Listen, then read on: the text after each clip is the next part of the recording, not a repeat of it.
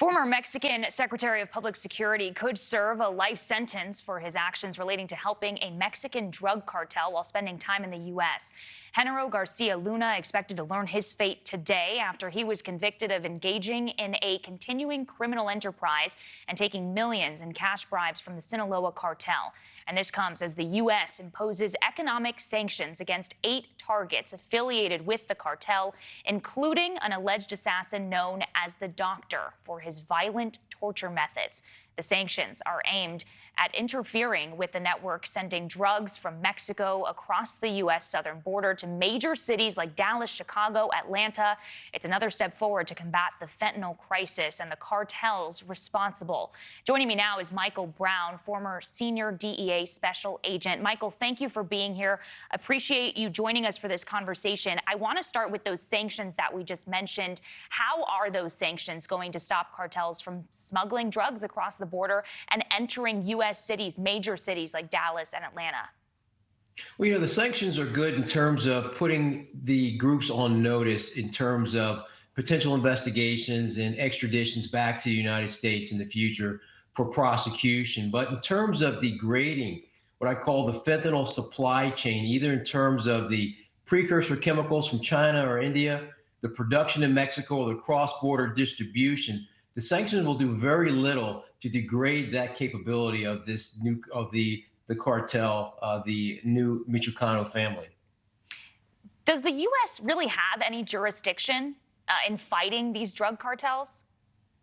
Well, again, this goes to the bilateral relationship with Mexico. When we look at that relationship, in my opinion, it's lacking the clarity and credibility to actually make an impact on these cartels. Now, I will admit Mexico has taken some efforts to mitigate the threat of the cartels. But in terms of really going after the precursor chemicals coming in from India and China and those clandestine laboratories that are producing millions of pills, which are later distributed in the United States, I think that is where the Mexican government is falling very short. So what is the answer then, as far as the U.S. is concerned? What more can we be doing?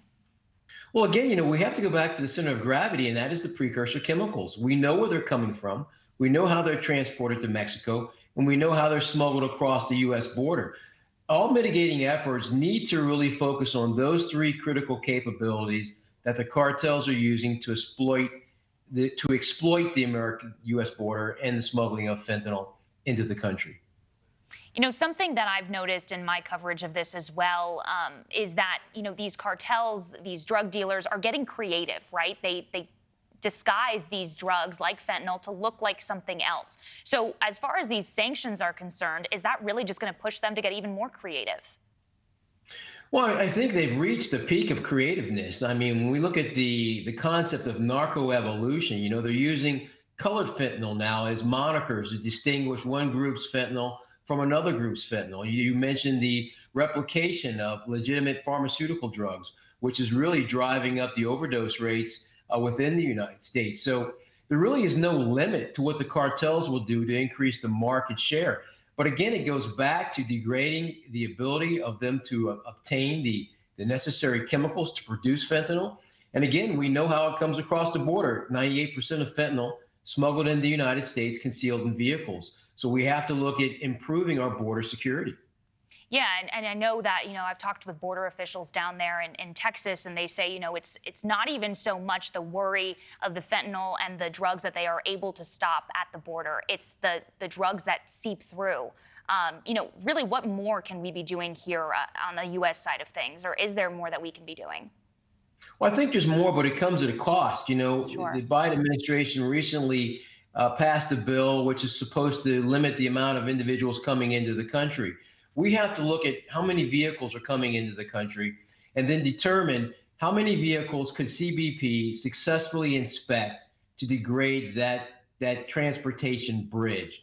If hundreds of thousands of cars are coming in every day, we have to reduce that number to one that can be inspected by CBP to reduce the amount of fentanyl that's coming into the country.